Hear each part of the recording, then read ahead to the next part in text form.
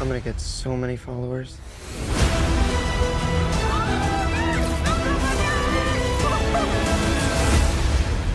Oh, yeah. Never doing that again. I'm never doing that again.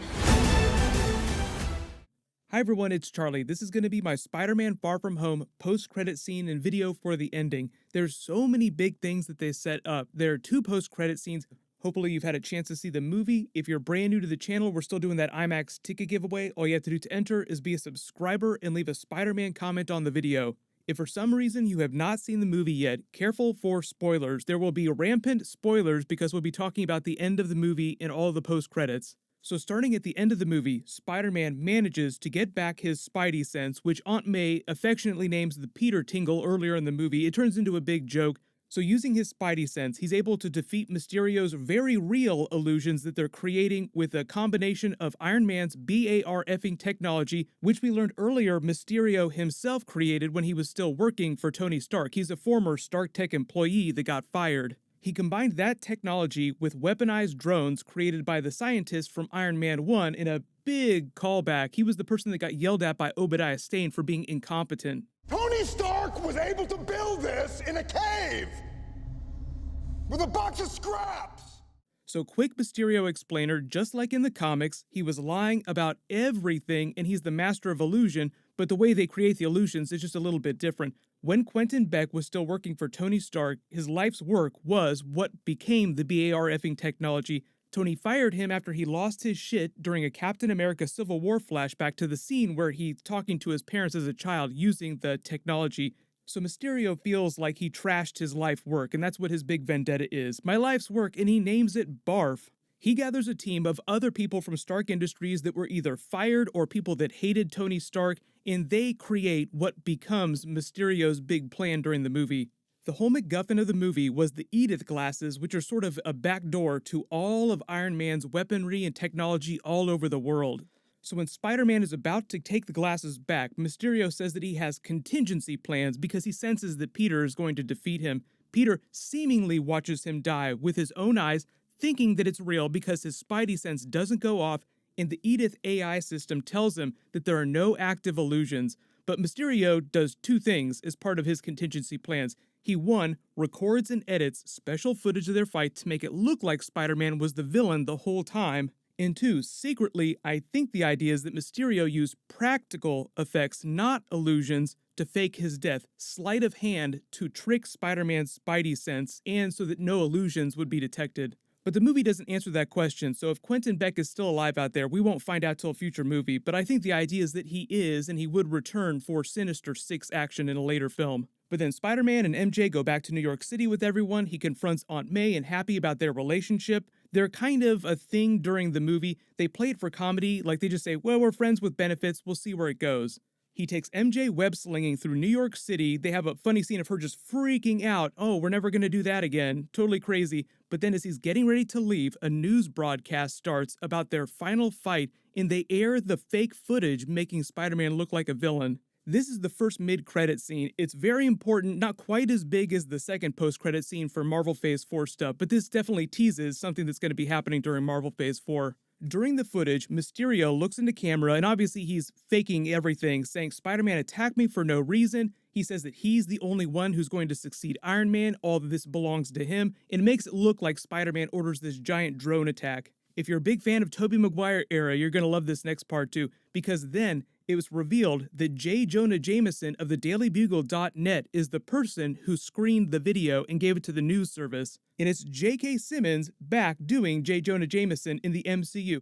I want that wall-crawling arachnid prosecuted. I want him strung up by his web. I want Spider-Man! They change it a little bit so it's more of an Alex Jones conspiracy person spin on what he's doing with the Daily Bugle. That just feels like it's updated for a more contemporary environment. So he's doing more video hit pieces on Spider-Man instead of traditional newspapers because not that many people read traditional newspapers anymore. So he just looks a little bit different, but it's the same basic idea. He's going to start running a bunch of hit pieces on Spider-Man. Spider-Man is terrible. Everyone should hate him. JJ says that Mysterio is probably the greatest hero that the world has ever seen. He tries to make him sound like he was even better than Iron Man at the end of Avengers Endgame. Then there's a second part to Mysterio's video where Mysterio outs Peter Parker's secret identity as Spider-Man, putting his picture up for the world to see. So the entire world knows now that Peter Parker is Spider-Man. Spider-Man slaps his face and has the same WTF reaction that Aunt May had. It's the exact same line that she had at the end of Spider-Man Homecoming when she walked in on him getting into costume and found out that he was Spider-Man. WTF? I assume that J.K. Simmons' J. Jonah Jameson will be a bigger character during Spider-Man 3. They haven't announced what the story for that is, but this mid-credit scene is basically a teaser for the biggest problem that he's going to be facing going into that next Spider-Man film. Is it how is he going to deal with this now that all of his villains are going to call open season on Peter Parker, Spider-Man? They all know who he is so they can find out where he lives, where his friends live. They can come after Aunt May now, which is exactly what happened in the comics during Marvel Civil War when he publicly outed himself as Spider-Man. It's right out of the comics. What ended up happening after that too is that they had to do the One More Day storyline. The only way for Peter to save Aunt May from dying because someone had finally gotten to her was to go to Mephisto, broker a deal, which wound up erasing his relationship with Mary Jane. Now, obviously, they're not going to do One More Day in the movies. It'll be a little bit different. But remember the Spider-Man Homecoming post-credit scene with Scorpion and Vulture? Scorpion wanted Vulture to tell him Spider-Man's secret identity. Now he doesn't need to. He can see it on the news. So this just paves the way for a Sinister Six movie later on, whether that's going to be Spider-Man 3 or it's going to be some other movie after that. We don't know how long it's going to take to get to Sinister Six, but this is setting the stage for a more Dark Reign type of territory. Because yes, Nick Fury has stuff going on in the other post-credit scene that I'll talk about in a second, but the world still needs another Iron Man figure. That role is still empty because Mysterio just poisoned the world against Spider-Man. The second post-credit scene, I think, is even bigger for the future of Marvel Phase 4. They played it for comedy, so I think that a lot of people didn't pay too much attention to what was happening, especially at the very end of it. But they revealed that Nick Fury and Maria Hill had been Skrulls this whole time. The entire movie, every time you saw them, they were Skrulls masquerading as those two. It was Talos and his wife from the Captain Marvel movie that had come back. They even foreshadowed it at the beginning of the movie in the opening scene and a couple times thereafter. The first time they have dialogue, Maria Hill calls Nick Fury Nick. Everybody calls me Fury. Not Nicholas, not Joseph, not Nick. Just Fury. What does your mom call you? Fury? What do you call her? Fury. What about your kids? If I have them, they'll call me Fury. Nobody calls him Nick. Everyone calls me Fury. That should be the first giveaway that they're not the real Maria Hill and Nick Fury. Then later when Mysterio is explaining the multiverse to Spider-Man for the first time, Nick Fury says he's from Earth, just not yours, instead of saying our Earth. So as they're driving away, Talos talks to his wife about how upset he is that Mysterio was able to fool him with all these illusions, a shapeshifter. It's embarrassing. They call Nick Fury and tell him that he has to come back because things just went completely off the rails, and you learn the only reason that they were supposed to be pretending to be Nick Fury and Maria Hill was because he asked them to execute the final part of Tony Stark's will. Give the Iron Man glasses to Spider-Man. That's all they were supposed to do. They weren't supposed to get involved with any of this Mysterio stuff. So Talos is admitting to completely messing up the situation with Nick Fury being off on vacation.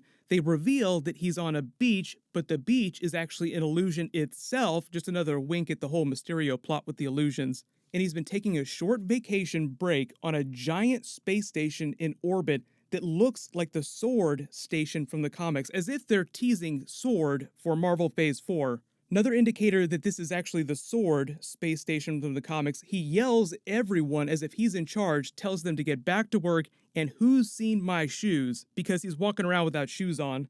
The reason why that's a big deal is because Sword teases very big cosmic threats that Nick Fury is preparing for. S.H.I.E.L.D. was designed to deal with Earth-based threats emanating from Earth. Sword is all about dealing with bigger cosmic threats. The Annihilators, the Celestials, characters like Galactus, any big space-based fleet or threat you want to think of. So that feels very much like a Marvel Phase 4 wink, and it's a big reference to his very first post-credit scene at the end of the first Iron Man film teasing the Avengers Initiative. You're part of a bigger world, Stark, and he's getting ready to tell him about the Avengers. So it's sort of a bookend to his original post-credit scene, but also setting up the next big team that he'll put together. The next Avengers team, there's been rumors about them doing an Ultimates team. That would be something that they would do on that space station. They even have a couple cosmic teasers during the movie. There's a teaser for Nova when they're doing all the movies on the airplane. The joke is that the world has developed movies and television shows and documentaries to talk about the things that have happened the last couple of years. So there's a movie about the snap. There's a movie called Finding Wakanda. There's a movie called Hunting Hydra. There's a Nova documentary with Eric Selvig teasing the Nova character, obviously. And then there's an Iron Man one called Heart of Iron. So even though it's meant to be a very funny scene, Talos saying, I'm sorry, Nick Fury, I kind of screwed up. Even though I gave the glasses to the kids, things got kind of dicey. It's actually doing way, way bigger things for the future of the MCU.